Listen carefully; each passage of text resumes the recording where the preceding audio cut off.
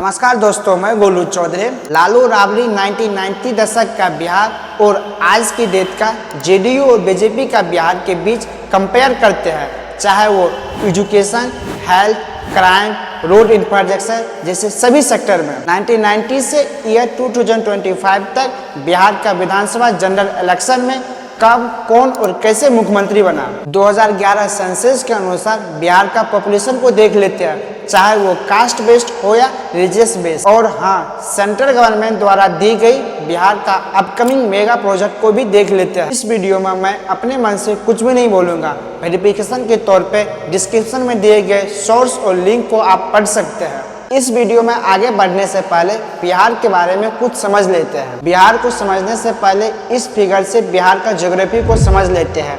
पटना यहाँ का कैपिटल है। साउथ में गया नालंदा को मगध रीजन, वेस्ट में बक्सर सिवान को भोजपुर रीजन, नॉर्थ में समस्तीपुर दरभंगा मधुबनी को मिथिला रीजन, ईस्ट पार्ट में पूर्णिया कटिहार सहरसा को सीमांचल रीजन कहा जाता है। मोटा मोटी बिहार को 4 रीजन में बांट सकते हैं। 2011 सेंसस के अनुसार बिहार का पॉपुलेशन की बात की जाए 15% जनरल, जिसमें ब्राह्मण, भूमिहार, राजपूत कम्युनिटी के लोग आते हैं। 27% बैकवर्ड क्लास, जिसमें यादव और कुशवाहा कम्युनिटी के लोग आते हैं। 21% SC ST, जिसमें चमार और दलित कैटेगरी के लोग आते हैं। 36% एक्सट्रीमली बैकवर्ड क्लास, जिसमें मोमिन और तेली कम्युनिटी के लोग आते हैं। वही अगर रिलीजियस की बात की जाए 82% हिंदू, 17% मुस्लिम कम्युनिटी के लोग आते हैं। वहीं अगर बिहार के पॉलिटिकल फिगर की बात की जाए ईयर 1990 से 2025 तक कब कौन सा व्यक्ति बिहार के चीफ मिनिस्टर बने। ईयर 1990 के बिहार विधानसभा जनरल इलेक्शन में टोटल 324 सीट्स में से जनता दल को 122 सीट्स मिला। वहीं उस टाइम सेकेंड हाईएस्ट पोजीशन पर है कांग्रेस पार्टी। उस वक्त बिहार और झारखंड एक हुआ करते थे। ईयर 1990 में बिहार के चीफ मिनिस्टर बने श्री लालू प्रसाद यादव। वहीं अगर नेक्स्ट जनरल इलेक्शन की बात की जाए ईयर 1995 के बिहार के विधानसभा जनरल इलेक्शन में टोटल 324 सीट्स में से जनता दल को 167 सीट्स, वहीं 41 सीट्स के साथ Bharatiya Janata party second highest party बने रही। उस वक्त बिहार और झारखंड एक हुआ करते थे। उस वक्त बिहार के चीफ मिनिस्टर बने श्री लालू प्रसाद यादव, लेकिन बाद में चारा घोटाला के चलते इनको सीएम पद से इस्तीफा देना पड़ा। उसके बाद उसकी पत्नी श्रीमती राबड़ी देवी बिहार के चीफ मिनिस्टर बने। इस वक्त आते आते आरजेडी जनता दल पार्टी से सेपरेट बन चुका था। इसके बाद बिहार का नेक्स्ट जनरल इलेक्शन ईयर 2000 में हुआ। उस वक्त बिहार और झारखंड एक हुआ करता था। टोटल 324 सीट्स में से आरजेडी, जो कि लालू प्रसाद यादव का खुद का पार्टी था, उसको 124 सीट्स, वहीं second highest party Bharatiya Janata party रही। उस वक्त बिहार के चीफ मिनिस्टर बने श्रीमती राबड़ी देवी। इसके बाद 2005 में बिहार का नेक्स्ट जनरल इलेक्शन हुआ। इस वक्त आते आते बिहार और झारखंड सेपरेट हो चुका था। 75 सीट्स के साथ आरजेडी हाईएस्ट पार्टी बनी, लेकिन जेडीयू और बीजेपी पार्टी मिला के महागठबंधन की सरकार बनाई। उस वक्त बिहार के चीफ मिनिस्टर बने श्री नीतीश कुमार। इसके बाद फिर से ईयर 2010 में बिहार का नेक्स्ट जनरल इलेक्शन हुआ। इस वक्त सबसे हाईएस्ट पार्टी बने 155 सीट्स के साथ जेडीयू।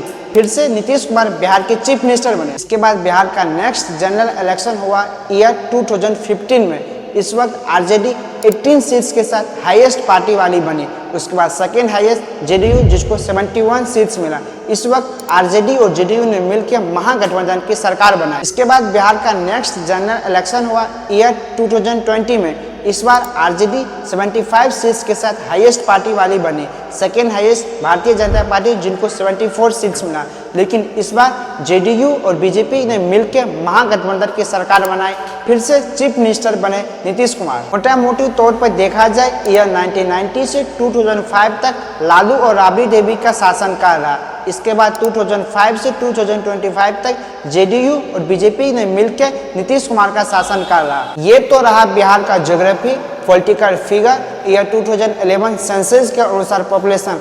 अब आगे इस वीडियो में लालू राबड़ी शासनकाल और जेडीयू और बीजेपी का शासनकाल का कंपैरिजन करते हैं। पहला कंपैरिजन करते हैं एजुकेशन जैसे फील्ड में। जब लालू राबड़ी का शासनकाल था तब बिहार का लिटरेसी रेट सिर्फ 38% था। जब नीतीश कुमार बिहार के चीफ मिनिस्टर बने ईयर 2010 तक 61% तक पहुंच चुका था, लेकिन आज के डेट में बिहार का लिटरेसी रेट 18% के पार पहुंच गया। वहीं अगर नंबर ऑफ स्कूल कॉलेज की बात की जाए, जब लालू राबड़ी का शासनकाल था बिहार में टोटल 53,000 स्कूल कॉलेज था, लेकिन आज की डेट में जब नीतीश कुमार बिहार के चीफ मिनिस्टर हैं टोटल 86,000 नए स्कूल कॉलेज खुले हैं। नीतीश कुमार को बिहार के चीफ मिनिस्टर बनने के बाद 1.5 टाइम्स ज़्यादा स्कूल कॉलेज खुला। नीतीश कुमार के शासनकाल में टोटल 38 नए इंजीनियरिंग कॉलेज, 31 पॉलिटेक्निक कॉलेज और ग्रेजुएशन और पोस्ट ग्रेजुएशन के लिए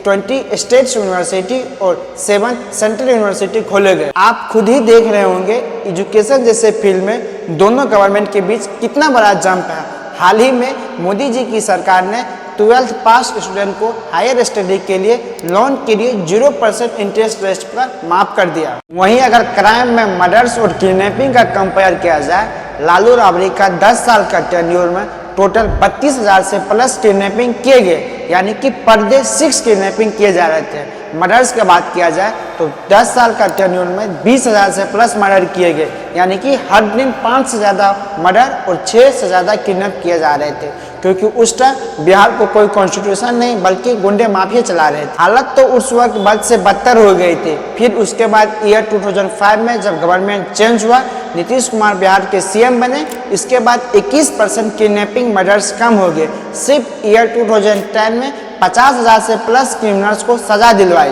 पहले जो राबड़ी और लालू का टेन्योर में 10 साल में 32,000 से प्लस किडनैपिंग केस रजिस्टर हुए थे, अब नीतीश कुमार की सरकार आने से सिर्फ 10 साल में 5,000 से प्लस किडनैपिंग के रजिस्टर किए गए। क्राइम कम होने का जो बड़ा कारण है बिहार पुलिस इमरजेंसी नंबर 112।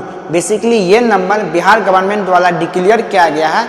अगर आपके साथ कहीं भी मारपीट, किडनैपिंग, मर्डर ये सब हो रहा हो तो आप इस नंबर पर कॉल करते हैं, बस कुछ मिनट के अंदर पुलिस आपके पास पहुंच जाती है और इसका सॉल्यूशन हो जाता है। इस इमरजेंसी नंबर पर डे लगभग 6,000 से प्लस कंप्लेन रजिस्टर किए जाते हैं। लास्ट 3 ईयर में 43 लाख से प्लस कंप्लेन रजिस्टर किए गए हैं। क्राइम कम होने का दूसरा रीजन जो सामने आता है बिहार गवर्नमेंट द्वारा पुलिस पर स्ट्रॉन्ग एक्शन लेना।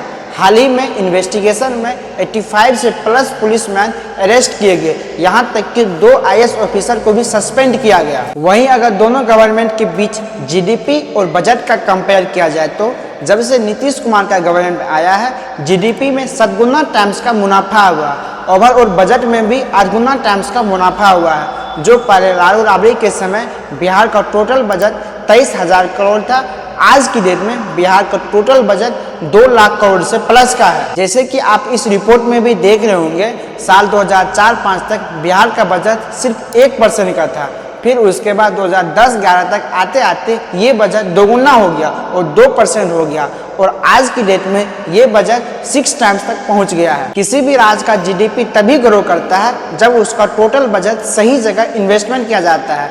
जैसे कि आप इस रिपोर्ट में देख रहे होंगे, बिहार का टोटल बजट का 20% एजुकेशन पर खर्च किया जाता है। वहीं अगर रूरल डेवलपमेंट पर बात किया जाए तो 12% से ज़्यादा इन्वेस्टमेंट किया जाता है। आपने हाल ही में देखा होगा मोदी जी ने 20,000 करोड़ लागत से बनने वाले 2400 मेगावाट भागलपुर त्रिपेटी पावर प्लांट का उद्घाटन किया, जो कि 1020 एकड़ में फैला हुआ है। इससे लाखों घरों को उजाला मिलेगा। हाल ही में मोदी जी ने 40 करोड़ की लागत से बनने वाले पूर्णिया एयरपोर्ट का उद्घाटन किया, जिससे प्रतिदिन 300 से प्लस यात्री सफर करेंगे। वहीं अगर दोनों गवर्नमेंट के बीच रोड इंफ्रास्ट्रक्चर की बात किया जाए तो लालू राबड़ी के समय सिर्फ रोड की लंबाई 14,000 किलोमीटर थे, लेकिन आज की डेट में पूरे बिहार में रोड की लंबाई 26,000 किलोमीटर है। वहीं अगर नेशनल हाईवे की बात की जाए तो लालू यादव के समय सिर्फ 3600 किलोमीटर नेशनल हाईवे था, लेकिन आज की डेट में